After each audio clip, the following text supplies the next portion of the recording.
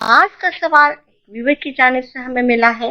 वो पूछ रहे हैं कि मर्द का मर्द और औरत का औरत के साथ करना इस्लाम की रूह से, इस्लाम के नजरिए से कैसा है और इसके क्या क्या नुकसानात हैं। मर्द का मर्द से शहवत पूरी करना उसको लवातत कहा जाता है। ये इस्लाम में एक संगीन गुनाह यानी गुनाह कबीरा माना जाता है, क्योंकि इससे मर्द किसी दूसरे मर्द की शर्मगाह यानी इसकी दुबर में अपना नफ्स दाखिल करता है, इससे अपनी डिजायर पूरी करता है, जिनसी तस्कीन हासिल करता है। इसलिए ये नेचर के खिलाफ और इंतहाई संगीन जुर्म है, जिसको कुरान में वाज़ेह तौर पर गलत और गुनाह कहा गया।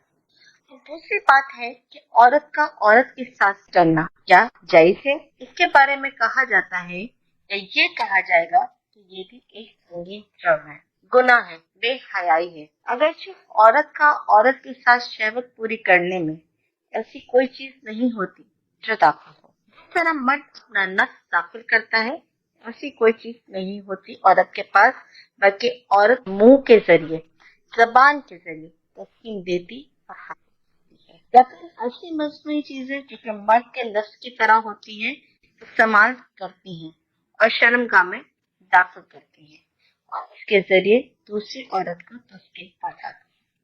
तो याद रहे, ये बहुत बड़ी बेहयाई है और संगीन जुर्म है और बहुत बड़ा गुनाह है। इनसे बहरहाल औरतों को बचना चाहिए, क्योंकि मर्दों में तो ये बेहयाई पहले दौर में मौजूद थी, जो कि लूत अलैहिस्सलाम के दौर में इनकी कौम एक दूसरे से ये बेहयाई करते थे और मर्द एक दूसरे की दुबर में नफ्स डालकर तस्कीन हासिल करते थे। जब तक इनको औरतों की शर्मगाह में वो मजा हासिल नहीं होता था जो वो मर्दों की दुबर में दखुल करके हासिल करते।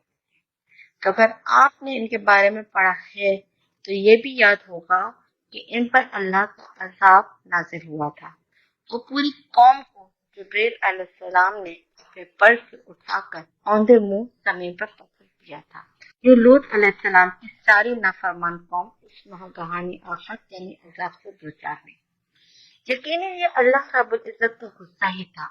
ये अमल इस कदर कबी, गलीज और बेहयाई वाला अमल है, अल्लाह पाक ने पूरी बस्ती और कौम को अपने अजाब गुस्से की लपेट में ले लिया। तो यकीनन इस कभी अमल से बचना चाहिए, बल्कि इस बारे में जहन में सोचना भी नहीं चाहिए। लेकिन आज के एडवांस मीडिया और इंटरनेट के दौर में औरतें भी फसीर हो गई हैं और ये अमल अब आम होता जा रहा है और ऐसी आदत वाली औरतों को कभी मर्द तस्कीन नहीं पहुंचा सकता। इनको कभी भी मर्द के साथ वो लुत्फ नहीं मिलता जो औरत के साथ मिलता है, क्योंकि जो डिल्डोज इलेक्ट्रॉनिक आलात के इस्तेमाल करती हैं वो कोई रबड़ का बना होता है, कोई लकड़ी का, कोई सिलिकॉन का और इनमें वाइब्रेटर्स भी होते हैं जो बड़ी तेजी से शर्मगाह में हरारत और गर्मी पैदा करते हैं और वो आपस से बाहर हो जाती हैं, पुरजोश हो जाती हैं और कोई और कई कई बार साफ कर लेती हैं और फारिग हो जाती हैं। ऐसी तस्कीन कभी भी मर्द के नफ्स से हासिल नहीं हो पाती, क्योंकि मर्द का नफ्स इतना नहीं होता जितना वो लकड़ी और प्लास्टिक के खिलौने सख्त होते हैं, पर वो तहरीक जो वाइब्रेटर पैदा करता है वो नहीं मिल पाती। तो ऐसी औरतों को कभी भी अपने मर्द के साथ तस्कीन और सुकून नहीं मिलती और ऐसी औरतें लड़कियां तलाश करती हैं जो इनकी तन्हाई की साथी बने और इनकी शर्मगाह को तस्कीन पहुंचाए।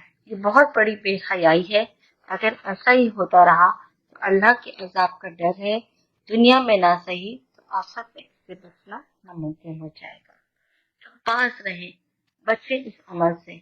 अगर कोई जानने वाला ऐसा करती या करता है तो इसको समझाइए, इसको रोकिए, इसको डराइए कि वो ऊपर अपने आने वाली नस्लों पर क्या बुरा असर डाल रहे हैं।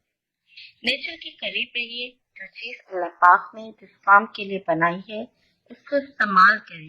बेफिक्री और अननेचुरल अमल माशरे में संगीन किस्म का बिगाड़ पैदा करता है। अपनी मैरिड लाइफ, अपने इस्तवायती जिंदगी को एंजॉय करें। मियाँ बीवी अपने जिस्म से एक दूसरे को खुश करें, क्योंकि वो अल्लाह पाक ने उन्हें एक दूसरे के लिए बनाया है, वो एक दूसरे के लिए बने हैं।